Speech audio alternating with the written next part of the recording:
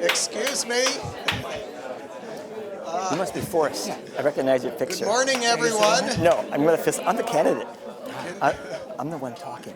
No, this is not on. This is just for the online people. So I am yelling just to keep everybody quiet. Good morning, everyone. My name's Carl Rosen, chair of the search committee, also head of the Department of Soil, Water, and Climate. And it's my pleasure today to introduce our third and final candidate for the Department of Forest Resources head. It's Bill Stewart, Dr. Bill Stewart. He's professor in the Department of Recreation, Sport, and Tourism at the University of Illinois, Urbana-Champaign. He received a BS in chemistry at the University of Illinois in 1977, an MBA in economics at the University of Chicago in 1979, a master's in watershed management and forestry from the University of Arizona, 1984, and a PhD in that department in 1987. Following his PhD, he joined the Department of Recreation, Parks, and Tourism Sciences, Texas A&M University, as an assistant professor. Was promoted to associate professor there in 1993. And in 1997, he joined the Department of Recreation, Sport, and Tourism at the University of Illinois and was promoted to full professor there in 2005. While at the University of Illinois, he's held a number of administrative appointments, and these are in no particular order: Director of Graduate Studies, Director of Undergraduate Program and Interdisciplinary Health Sciences, Supervisor of the Motorcycle Rider Program, Associate. I like that one. That was a good one, yeah. Associate Dean for Academic Affairs for the College of Applied Health Sciences, Acting Head in the Department of Speech and Hearing Sciences, Director of Park Planning and Policy Lab, and Chair of the Human Dimensions Environmental Systems Program, and probably some other ones that I haven't mentioned. But his research is highly interdisciplinary and is focused on enhancement of natural resource policies and practice. His place-based conservation research has facilitated communities to recognize the desirable characteristics of their locale as they make land use decisions to engage external markets and services. One last thing, he teaches. He's taught a number of courses at University of Illinois.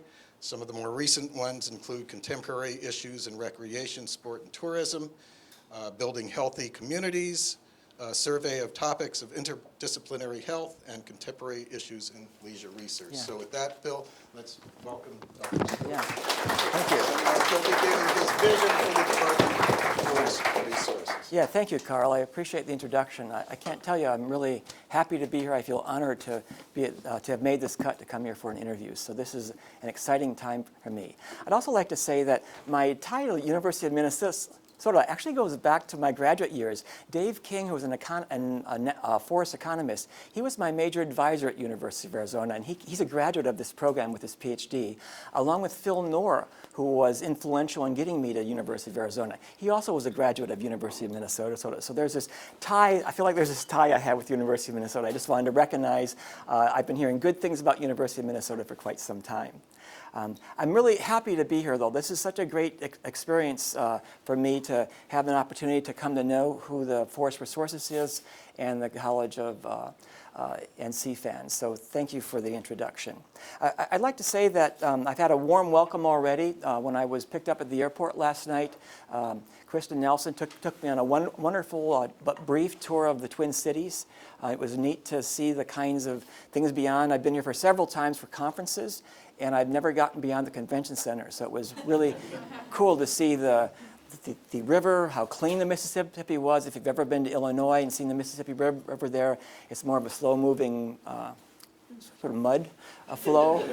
So I could actually see below it and see rocks, so it felt really good. Hey, so it's what I'd like to bring out here. I'm going to start with sort of my punchline, and I'll probably end with my punchline too. And my punchline is about what I think a department head's supposed to do.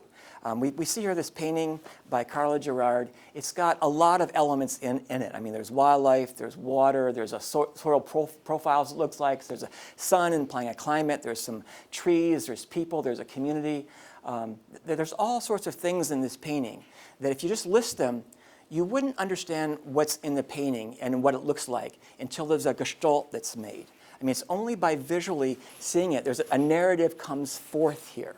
And I'm going to say, if there's one takeaway I'd like you to leave with this talk, it has to do with, what does the department head do?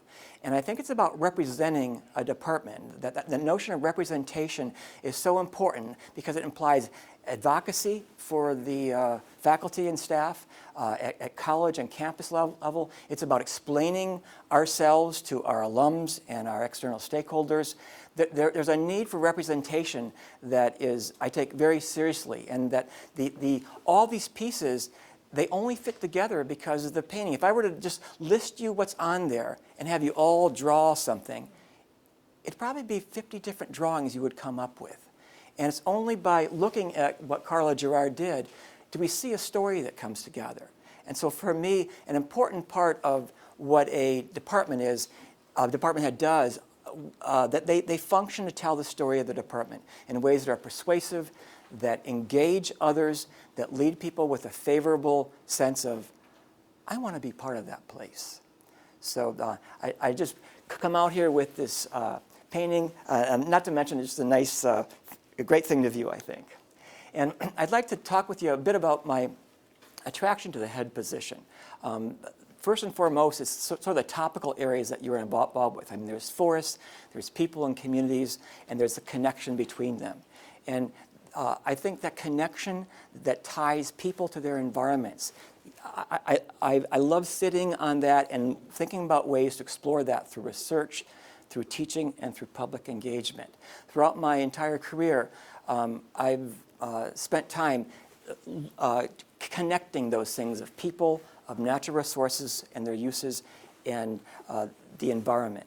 And for me, this department really does a great job of, through the faculty and staff, of tying those things together. And I've actually looked over graduate student applications, because this may sound like it's very simple and maybe platitudes to you all. I've actually seen applications where I've rejected them because they talk only of the resource, or they talk only about the person. And I like things that connect things together. So one of the attractions here is with Forest Resources, there's a general narrative about the department that for me is very compelling. And it's about people that collectively pull the environment, the natural resources, the forest resources with people and their communities and their industries. And I really like that gestalt that you give to me.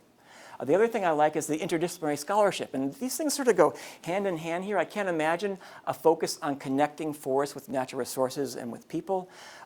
It's not interdisciplinary, but I've seen examples of that happening.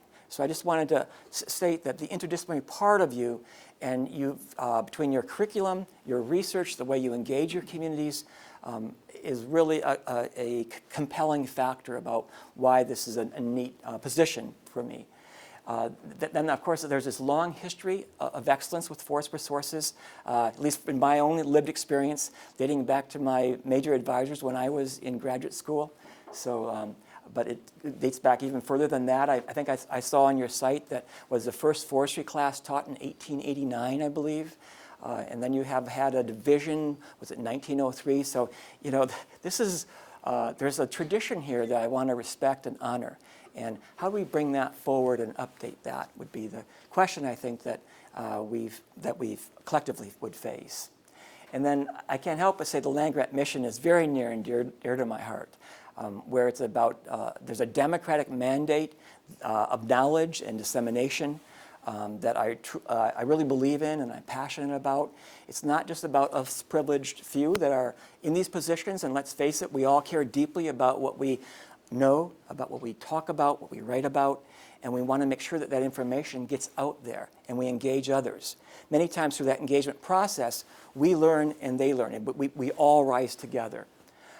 It's about practical knowledge, and then the service to the people is such an important part, which I'm hard-pressed to identify a department that has more fingers out there for an engaged community than Forest Resources does. It's truly impressive in terms of just by reading your web pages, all of the the capacity you have to reach others. There's both a political component of that, there's a knowledge component, there's an engagement that really does service to the state well. And I think there's a proud tradition that I think whatever happens needs to move forward in very similar fashions in terms of this history of excellence.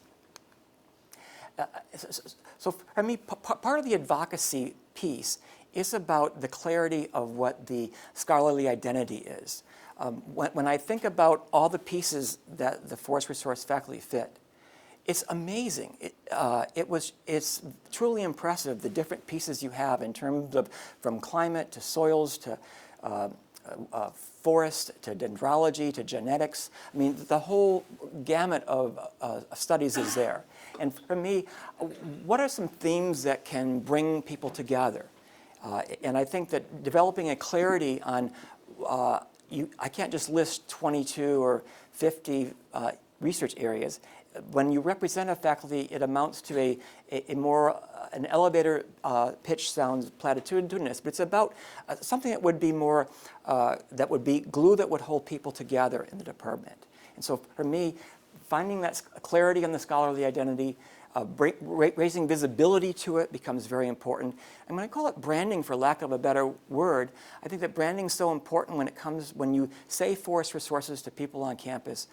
I would like people to have some notion of what that is without explaining and going through each individual research. It'd be nice to pull it together through some, I'm going to call it conceptual glue that holds the frameworks together here. So the scholarly identity, in my mind, that's sort of guidepost. And so it helps us decide when we make decisions what's inside our box and what's outside our box. We need to put some guidelines down so that we don't appear, so we're not opportunistic, so we have this driven agenda that's done, that's well cited, that's well thought through. We want to make sure that we're moving forward in directions that we've thought about. And that's why I think the scholarly identity becomes so important, sort of a basis for all sorts of things: research, teaching, advancement, when you talk with alums, when you talk with external constituencies. It's when you have a fairly solid scholarly identity, that becomes a nice piece to use to help you make decisions on. The other thing I will say is that a scholarly identity, it helps to think about the opportunities that might come forward. There's some opportunities you might want to bite at, but they're outside that framework of how we think about ourselves. We've got to give more thought to it. So that representation of scholarly identity becomes important to me. When in the past 15 years, about 10, 12 years ago, my university started to say, let's do more with less. Then the next year, let's do more with less. And then the year after that, let's do more with less. So we had like 5 years of let's do more with less. And actually, I think many of us were doing more with less for 5 years straight. But after the 6th year, I stopped hearing that because it just started to get ridiculous. How can you do more with less for 6 years in a row through budget cuts? And so strategic planning became very important, where you needed to be more critical about what it is you're going into and why are you going into that. And I think strategic planning helped everyone think about, move away from the do more with less model and think about how do we go about really shaping who we are in the future. And so that strategic investment, strategic planning came into focus maybe about, at least at my university, about 8 to 10 years ago. And through strategic investment, we started to think about partnerships was sort of the next morphing of the way we thought about where we're going to go in the future. And I think that partnerships, at least the new one that was brought to me, was sort of corporate partnerships. But there's also agency and organizational partnerships that are important to pay attention to. And at some point, the merging of strategic investment came with these leveraging resources with your partners. So there's a need to, I'm going to say, pull these 4 things together by having a fairly clear vision that brings together pieces of faculty. And when I think of a vision, it's not like 100% of everyone needs to be part of the vision. If there's just a piece that every faculty is part of that vision, that's what the important part is. Too many times people think of a vision as being something that 100% of everyone is in that vision. And then it just becomes a laundry list. When I think of a vision, I think of something that a piece of everyone is part of that vision. There's a collective, why is any given person part of this whole? Well, there's usually a piece of any given person that's important. And so I think of these visions, I don't want to put too much stock in that notion how it needs to reflect people, but it doesn't need to reflect the entire person. A piece of it that brings you to forest resources. And so with this guiding vision, with a strategic sort of dialogue, and these partnerships are made with faculty, with students, with external constituents, with alums and friends, I think that there's a nice resources for information to help guide moving forward. And I think of, I'm going to go through a few slides here that I think there's an updating of the land-grant mission, because it's something I really believe in strongly. And I'm going to say that there's new ways of knowing that you all are doing. And I'm just going to, I think, articulate that, at least the way that I've made sense out of interdisciplinary scholarship. When I think of the way a university is organized, you know what I want to do? I want to shake it up. I want to shake up all these disciplines. I want to throw them out on the table, and I want to organize them by various themes and problems we have in society. And that way you get teams of people working on similar problems, coming together, and you organize knowledge in different ways. It used to be, at least when I went to school, I needed to take Chem 101 before I took Chem 102, and then I took Chem 236, and then I took Chem 336. And there was this, I'm going to call it a foundational basis for knowledge. What interdisciplinary thinking does, it liberates you from that foundational knowledge, and it allows you to think about what pieces need to come together, okay? And you all lived your life in this way.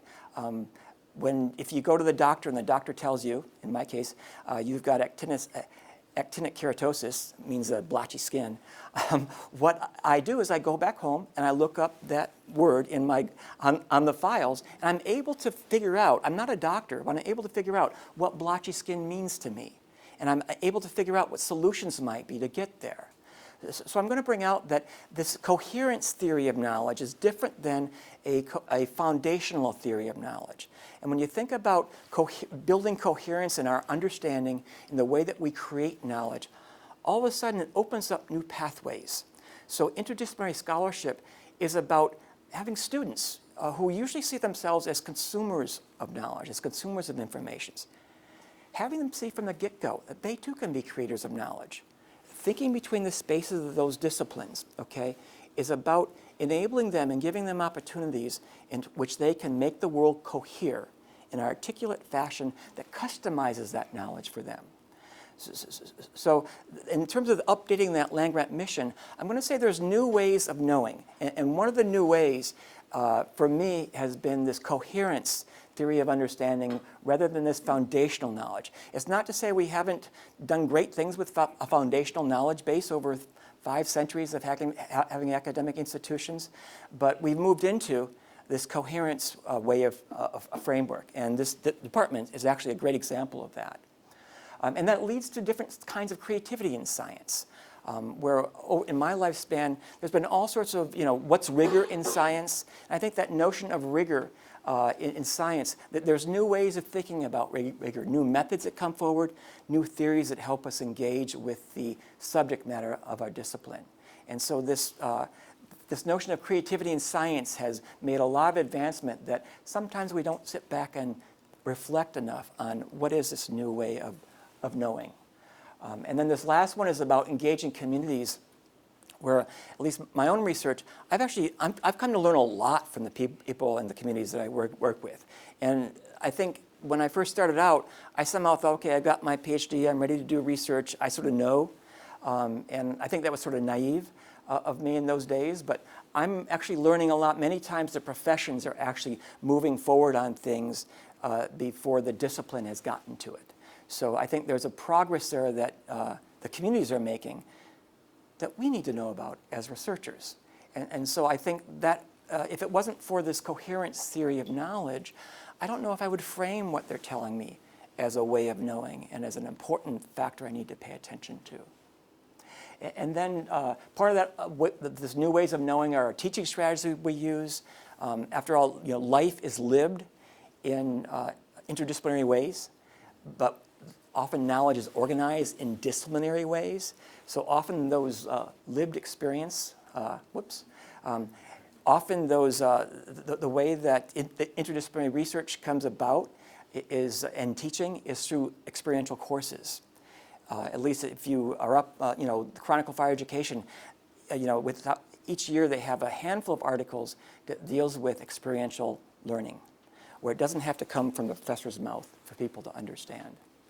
And I think the other part of that is that active learning strategies have become very important too, where you work in small groups, and it's not as if it needs to come from the professor's, the way professor, what we say. So I've actually think of new ways of teaching through online, through blended classrooms, through these blended classrooms where you might have a semester where you teach about experiential courses, and then maybe the last week of the class is a field trip or some sort of experiential opportunity that functions as a capstone. And you sort of prepare students to receive knowledge in various ways.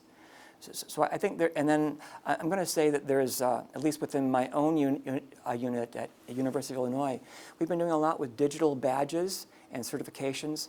Students want to add value to their degree.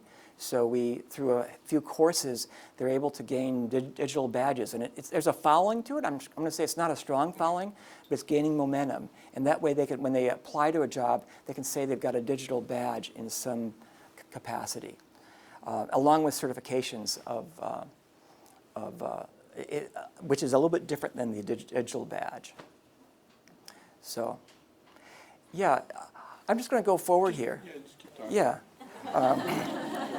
Thanks, Jim. I appreciate all you're doing here. So the other thing I'm going to say is that I'm actually going to go on to the next slide here. That an important part of updating the land-grant mission is that there's the solution-driven science that also is tied to environmental responsible values. I think a lot of what we do within, I'm going to say, forest resources and natural resources in general, we not only give a solution-driven science, but there's a social or environmental responsibility. I mean, we teach values. And I've heard some people say, oh, well, values are embedded and they're deep and they can't change. I've never been one to give up hope. And I think that values do need to change. I think that some people don't even know their values. In my history, I've taught a course called Nature and American Culture, which was sort of a discovery class of, it was premised on everyone has a land ethic, whether they know it or not. And the class really gave them the capacity and the language to articulate their land ethic. And so I think this notion of learning about values is something that we do in forest resources. And I think that's an important piece along with the solution-driven science. And I think there's already courses that are on the books, environmental issues, integrated decision-making. At least there's a handful of courses I saw that probably talk about values as much as they talk about evidence-based information and decision-making.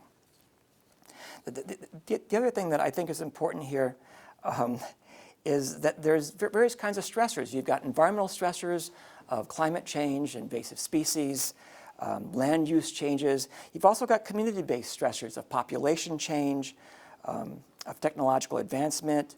And for me, there's an urgency of getting knowledge out, okay? Now, that's not really a community-based stressor, but I think that, how do people use evidence to make policies? And I don't know, just for me, the popular events of the past year or so tells me that there's a need, that science has come under an attack. And there's a need to articulate in ways that we haven't articulated before the need for evidence in science to help us through our decision-making. And so I think that's a very compelling thing about the position here is I feel this sense of urgency to make sure that people understand roles for evidence in decision-making. I'm going to say roles for values, okay? There's roles for both values and there's roles for evidence in the way we make policy and the way we practice our land use changes. So these are sort of roles that I think our forest resources can play. And I'm going to add to that these pieces of change, the environmental stressors, the community-based stressors, they add up to communities adapting to this new production scenarios for forest and ecological services. I think adapting to change, I think that's a key part of what we're doing here is, there's new production scenarios. I read on one of the web pages within the department here that that has the growing season moved north in Minnesota for the past 50 years. Has it grown like 120 miles north? So there's new changes that are happening here as climate change happens. And I think that how do communities adjust to that new extended growing season? So I'm going to move forward with the thoughts about updating the land-grant mission again. So this time it's about diversity and inclusion. Okay, this is something near and dear to my heart. It has to do with diversity and inclusion. I think that many times people want to, oh, thank you, Jim, I appreciate that. I'm actually going to go to the next slide here. I think that often, for me, diversity is, it's about diversity-friendly department. So, oh, you all got a glimpse of it, so we're testing you. Who's being grilled here?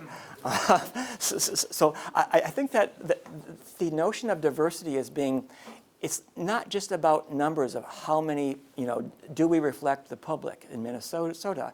I think it's about a climate in our department, and are we open to new ways of thinking and dialogue? Because you have someone from a diverse background, it's not like, oh, okay, they're part of us now. Everyone changes, and I'm going to say gets better, because there's different kinds of voices at the table. I think having different kinds of voices for a public land grant is essential, absolutely essential to make us better. And making us better isn't just about having some box to check. It's about a dialogue that affects us all. So, and I also think that then building this inclusive culture, it's not just something you do and then you can sort of move on, okay? It's about an everyday practice, okay, is building an inclusive culture. I'm constantly learning new ways of talking, of speaking. This is like an education for life that I have. I can remember, gosh, 10 years ago when I taught a class, and I had a student come up to me and, well, it wasn't very flattering. She said, "Are you racist or are you just pretending to be?" And she was asking that because I was using the term Native American, and she says a proper usage now is American Indian. So, and she somehow keyed in on that as being something that I was saying derogatory. So what I did in the next class period, I actually opened it up for a class dialogue about use of language. And I talked about my own history with diversity and with issues that deal with difference and the celebration of that.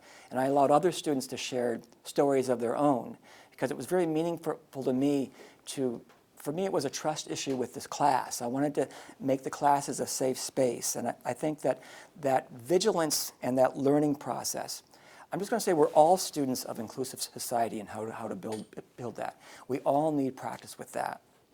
So the notion of helping us through, of welcoming others, of being truly a land grant, that's at the heart of what it is. The other thing I'll say is that there's often college and campus resources to help us with our thinking, that we can learn, they help us guide. I know there's some place, I was in touch with the Office of Diversity and Inclusion, Carl Lorenz, that I thought was very helpful. He pointed me in some directions. There's a Working Across Difference initiative, the WADI, which I really have appreciated, where not every class is suitable to having a cultural module in it or a cultural piece. But I think there are several classes that could account for cultural factors in the way we come to know. So that was just one example. There's several others, good things going on in the college and campus. I'm just bringing that up as an illustration of how we need to be continually vigilant, and we need to continually learn and implement. The other thing I'll say, and this is going to take, I actually would like to get, because I've got some data that I wanted to show up there. It's pretty much a talk I'm giving, but I've actually, when I think about the metrics for diversity, Because for me, once, I think there needs to be a dialogue on what diversity means to people. I've always been amazed at what people come up with of what diversity means and what it doesn't mean. And I'm not looking for consensus in terms of what it means. I just want to hear what people think. Is diversity what building inclusivity means to people? And it's surprising. People learn from those conversations. As long as they're structured right, as long as you're careful about presenting information, it's key. The starting point for diversity and inclusivity is to bring people together in pods or something where they learn, and they learn how to talk about this, because it can go south real fast. But once you have that and you sort of gain some trust with people and there's some safe spaces, I do think that metrics become important. What does diversity look like is a question that I would ask. And there's various ways you can think about diversity. I guess I want to go at the state statistics. Okay, so here's what Minnesota is as of the American Community Survey, which is run by the Census 2015. Minnesota has a population, so it's got 50-50 male-female in terms of the ratio. And then it's got people of color is the way that this college frames it, students of color, SOC. 19% of Minnesota is people of color. So that would be one metric, and you can look around. Do we reflect that? In terms of the college, and these are numbers I've gotten from the Office of Diversity and Inclusion from Carl Lorenz. The college, in terms of the undergraduates, the female-male ratio is is 60-40. Okay, so. And within forest resources, the ratio is the reverse of that. For female-male, it's 40-60. So, it's not like every unit needs to be perfectly balanced, so I'm not pushing for that at all. I'm just sort of bringing out these metrics, and they're fodder for discussion at another time. But the other thing that's interesting is domestic students of color. At the college, it's 17%, and in the department here, it's 9%. So there you've got a situation where it looks like the college is about twice as I'm going to say strong on diversity, and if your bar is 19%, the state, we've got some ways to go, and that sort of at least sets a start at where should we move this, and you can see where the target might be inside either the college or the state. I actually like reflecting the state's population because the college is also working on things, so it'd be nice to bring everyone along together. And if you look at the graduate student population, the college is 50-50 female-male in ratio, and the forest resources graduate is 55-45 female-male. So they're relatively balanced and equal there. The domestic students of color for the college is 11% at the graduate level, and forest resources is 14%.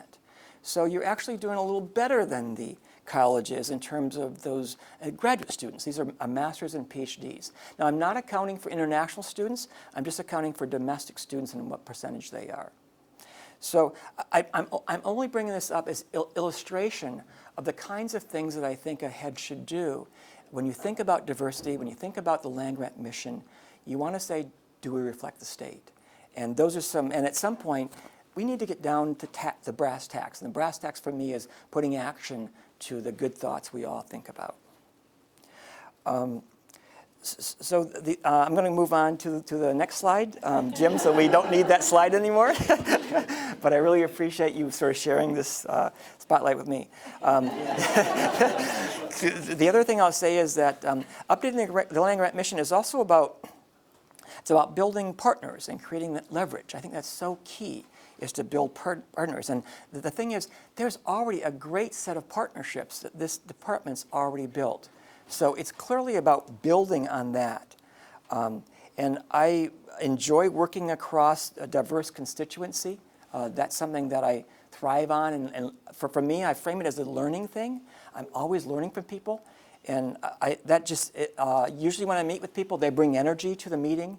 And I'm like, wow, I leave more energized than when I came to it. I always think that's exciting for me to be part of those conversations. And I'll also say that I think, what do I need to know to make decisions for a department?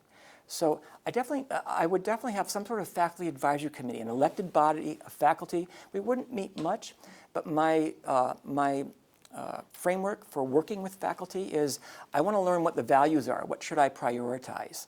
And these are things like, untenured, tenure-track faculty. If there's resources to be had, make sure you prioritize untenured, tenure-track faculty. Make sure you prioritize faculty that might be moving, switching their line of research a little bit. Or make sure you might have a faculty who's going to go on sabbatical and need some resources. So there's various values that a department faculty would have. And I want to learn what those values are. I have some ideas, and I definitely have no problem coming out with a draft, but I'd like to hear I'd like to sort of have faculty build ownership in these values. So when I implement them, that's the role of department head, is to implement through technical ways, through proposals for educational policy, through other things that deal with advancement, through research collaborations, initiatives and incentives. I think I want to learn about the value from faculty. So I definitely think a faculty advisory board would be something I'd want to put together just to get advice on occasion, and it would work both ways.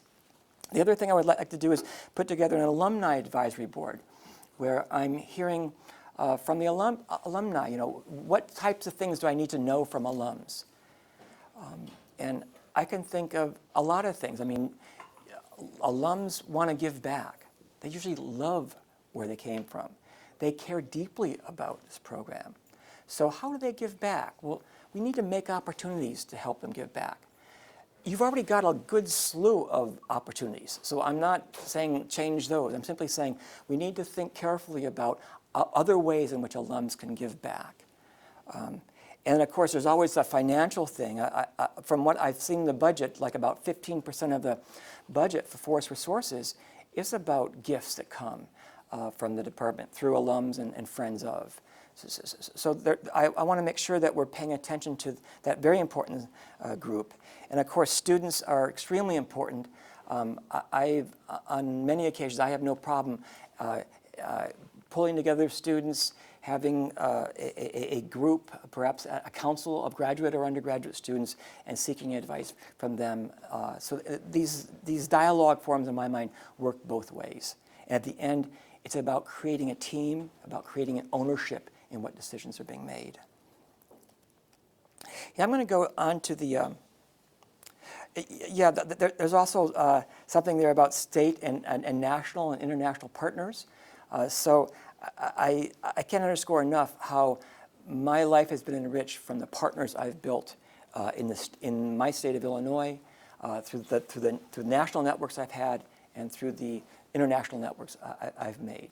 So I'm just going to say that a notion of forming networks, it's not that hard, okay? You have a visiting scholar. I mean, my guess is every one of us, once per week, we probably get an invitation to come someplace or to have someone come over here from out of this country.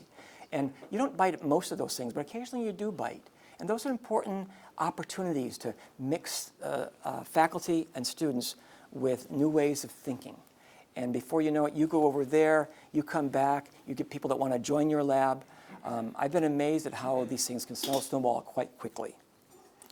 The other thing I'll say is that there's this interdisciplinarity through strategic partnerships that's very important. So for me, number one is I want to come to know ourselves.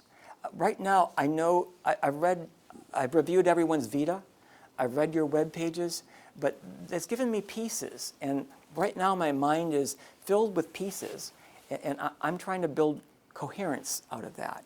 And I've got some ideas of how to build coherence, but for that first, if I were to come here, that first half year, a year, I would want to talk with faculty, with alums, with students, to find out how others might put glue together on things. And so I think that part of the coherence within a department, it's about points of tangency. It's also points of difference. So because you're looking to build coherence, it doesn't mean differences are bad, okay? It's not at all. In fact, differences are often very good. I think people come to those meetings thinking they're going to be forced into a consensus. And that's not where I'm at. I think many times drawing lines can be important about, well, I approach it through this framework, you approach it through that framework. And that sort of negotiation is very important to building coherence, is what the overlaps are, what's the points of tangency, as well as what are the points of difference. And then for me, that helps me build this narrative. I think that's so important to build a narrative that would then incentivize faculty connections. I know one of the things that I've done, sort of a simple thing with my own Department of Recreation, Sport, and Tourism, we've only got 2 or 3 faculty in my department that deal with land management issues. And fortunately, we've got a great landscape architect department, urban planning, and a natural resource and environmental science department at my university. So there's been a handful of faculty that like to connect environment to people and communities. And we formed this research group. And that research group has a bi-weekly seminar. And that bi-weekly seminar, it functions to build a scholarly identity. We've actually had graduate students come and tell us that's the highlight of their semester is every other week going to this seminar. And sometimes there's a new speaker. We've used it for guest speakers coming from out of town who are on, are part of a collaborative team, and they speak to us for free. I mean, our budget's $0 for the group, so we make do with a lot. And then I use a little bit of overhead to have lunch now and then. But it's a way to build a scholarly identity that keeps a dialogue moving. And I felt real successful when the department head of another department on campus came and said, hey, you're competing with my social scientist. I'm like, oh, that's interesting. Actually, your social scientists are part of my group, part of our group that your department's part of too. So I think there's ways in which you can build these connections and come to know yourselves that weaves together across time a narrative that's very compelling and persuasive. The other thing I'll say is that there's usually incentives on campus that allow for connections. So I don't want to, this isn't about forest resources going it alone, okay? This is about forest resources nested within CFANS, nested within this wonderful Twin Cities campus, nested within all the political constituencies and external partners we have. So it's about people and places nested within each other. And I think that is extremely, when everyone's looking in some similar directions, there's a very powerful narrative that is built. And I think you've got that narrative. I think just pulling it to the surface is sort of what I would see my task as doing, is to pull that sort of narratives like that to the surface. And it might also depend on the audience too, with prospective families. You're talking to parents and students about coming to school here. That could be a different, there might be some other things you'll emphasize in that narrative than if you were talking to your research partners around the college, other department heads in the college. What would be those research narratives that would come out? So, and then finally, I'd like to say that I'm committed to graduate programs, okay? I think at an R1 institution like University of Minnesota, you've got this long history of research here. I mean, a graduate program, yeah, there's an academic part to it. You'd go to classes, but there's also, oh, good. Thank you. Thank you.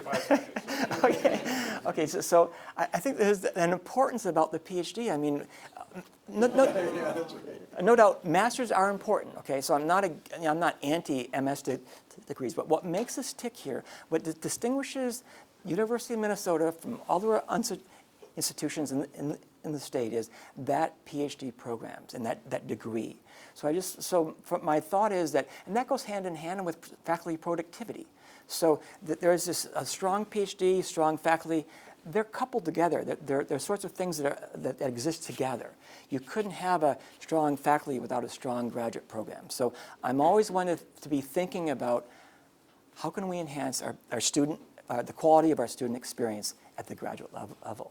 No matter how strong it is now, and it's strong, okay, how can we get better? And so I'm part of that, getting better, okay, because I love stories about getting better, okay. Often it's not about the state you're in now. I'm a creature of the future. What's the stories we want to tell in the future, and how do we build that narrative for the future? I'm sensitive to faculty and staff development. So everyone's got their own sort of path they're on in terms of intellectual life. And how do we move people forward in ways that they want to move forward, at the same time meeting our collective goals? So I just want to let you know that no matter what your rank is, I mean, most people think, oh, department heads need to get assistant to associate. And then, you can sort of clap your hands. I think associate to full, I mean, these are all patterns that we need. I even think going from full professor, there's stages of being a full professor that are important too. So I think everyone needs to think about where they're going and the sense of urgency that they feel about those things that they want to change in literature, with their students, with their communities they work in. Okay, for me, it's all about the sense of urgency of moving the world in the right directions. And then I think the last thing I wanted to say actually depends on the slide, because there's another painting. Okay. So. Get ready to look. Or look at it.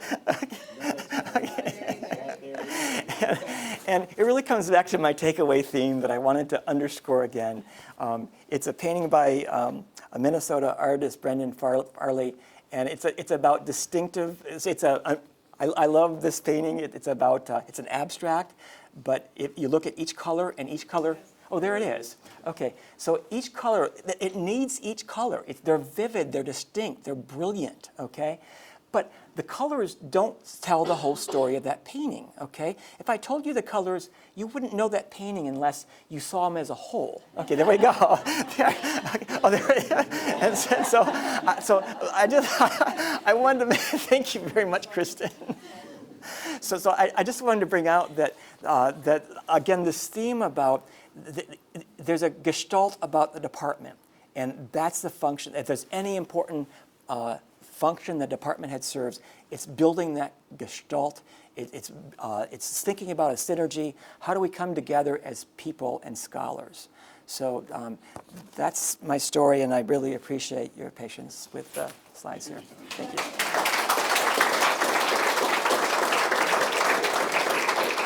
Very nice. I apologize for the technical difficulties Yeah, there. that Maybe happens. first duty as a department head would be to upgrade this system here, I think. I'll ask the dean for some money.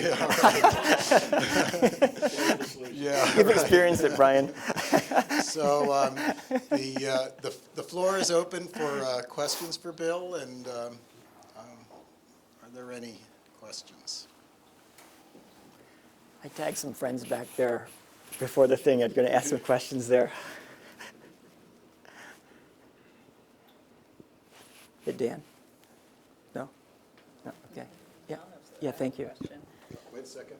So you talked about faculty and alumni boards, Yeah. and you mentioned that and recognize the importance and connections in the community that our department has. I'm wondering about stakeholder advisory boards related to the department, related to facilities like CFC and Hubbacheck associated with the department, and Yeah. your thoughts about that. Yeah, thanks, Rebecca, for that question. Yes, so in terms of the, I've thought it through to the extent where I definitely would like a faculty advisory board and an alumni advisory board. I definitely want to get information from external constituents. I don't know how diverse of set they are and how varied they are. It may be that maybe I have pockets rather than meeting them all at once. You know, I haven't quite thought that through carefully about how to work with external partners. I will say very definitely I want to engage them, absolutely. I don't know what structure would be right for it right now. Except to say that I want to do that. I don't quite know how to work it so that there's no one. In my mind, the approach is important. You don't want to exclude anyone. And I've seen situations where you forget to invite that one external partner over there because, I don't know, the constituency's small or you've forgotten about it. And somehow there's a trust that's breached. So I think I would approach that a little more cautiously than with alums or than with faculty. I think with the faculty, I probably would have a voted. I'd probably have a vote for 4 or 5 people that should be on the board. With alums, I might want to ask for recommendation of alums that would care to be on it. With external constituency, I want to approach them a little more carefully about how to bring them together.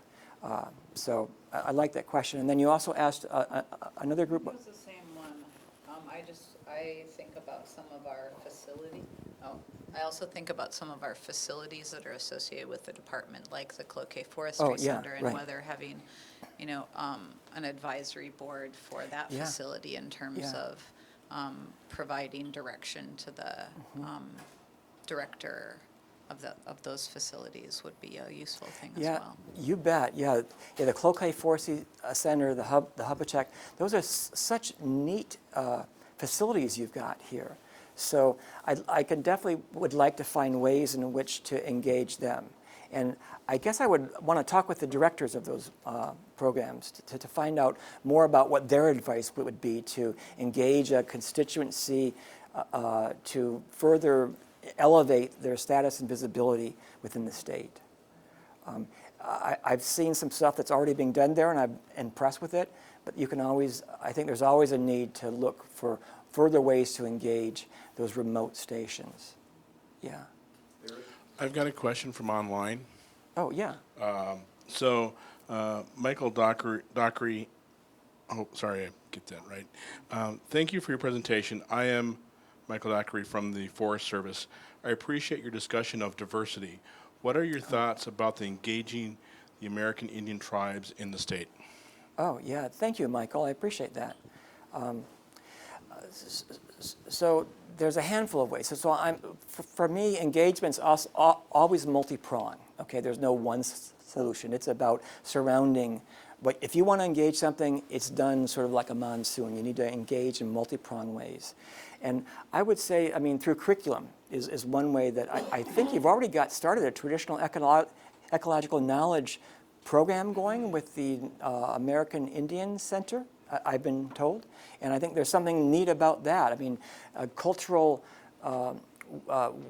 ways to bring in culture into courses is always a great way to embrace minorities. So I think a traditional ecological knowledge, I think this WADI, this working across differences, might be a way also to, beyond just that courses in that new traditional ecological knowledge. I also think in terms of engagement, I think you've already got some people who are working with the tribes. If I remember some of the Vedas right, and I would probably rely on, I definitely think that visiting the tribes, building trust is important. I know that trust is something that's not easily given. So it's something that always needs to be vigilant. So I would probably go with people who are already working with the tribes for the introduction to them and sort of hear what the tribes are saying about how they would like to engage.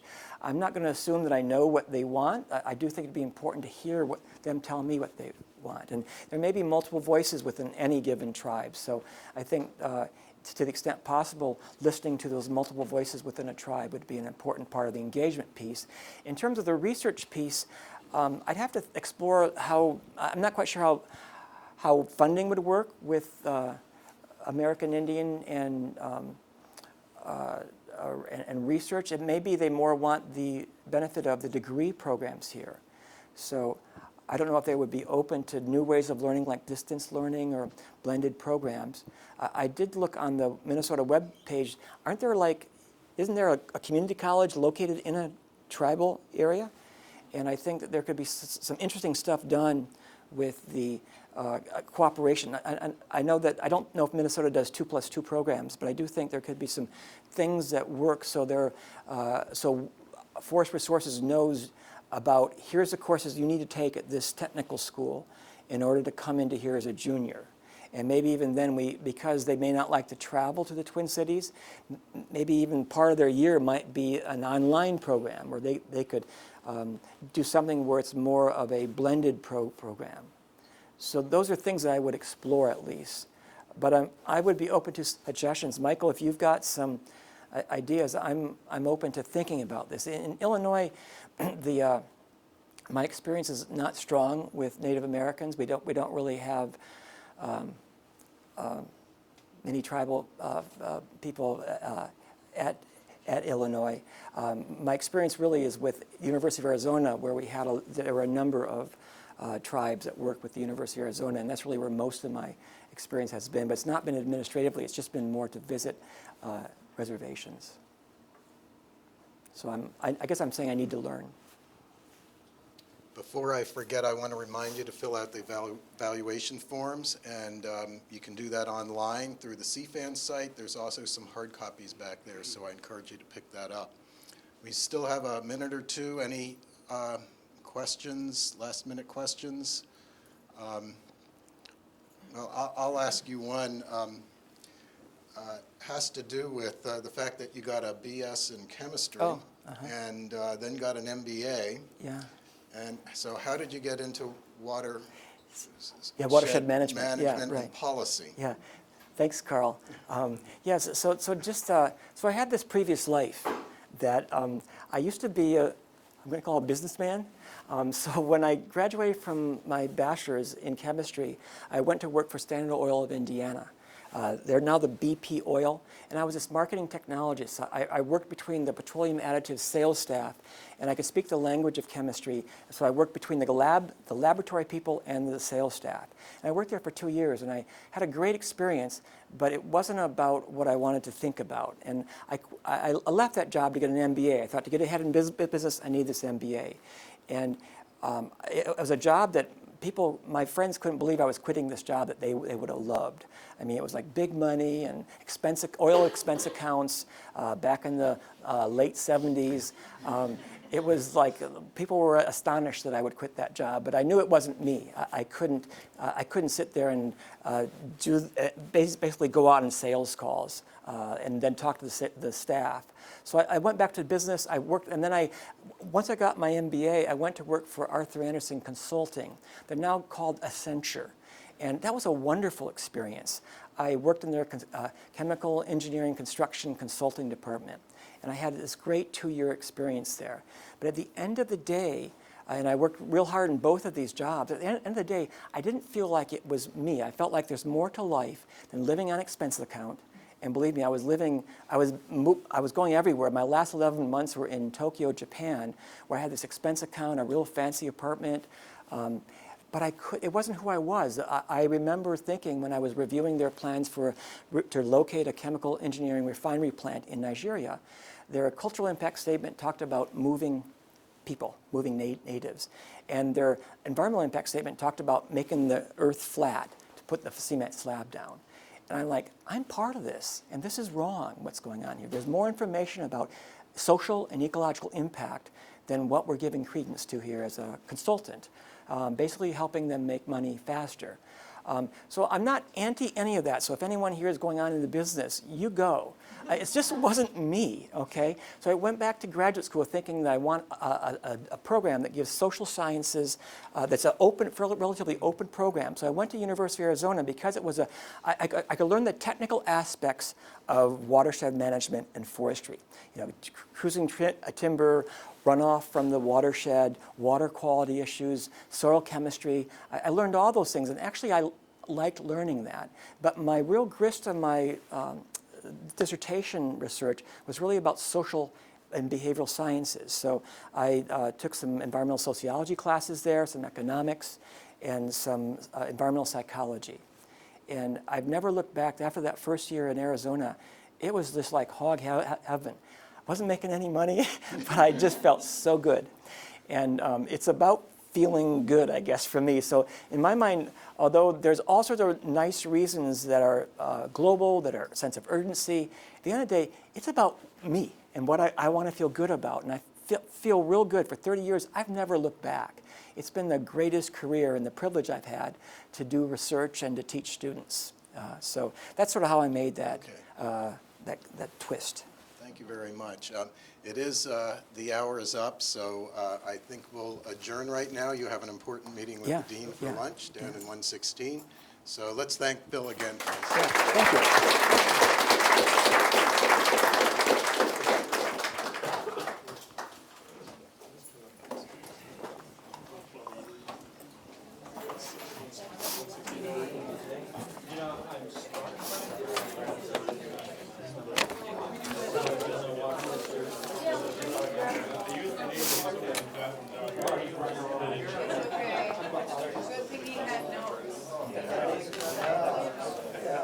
Good thing you Yeah, pointed out your, it is. It is. I can't Yeah. I know.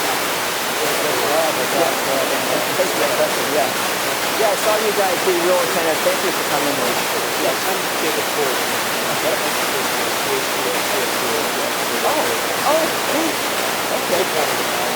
Yeah, right. Okay, nice to meet you. Yeah, they're really I'm over in the department of social. I got it. That makes sense. They're really doing nice. Yeah. Yeah. Oh, Dave, I mean, I know you. Yeah.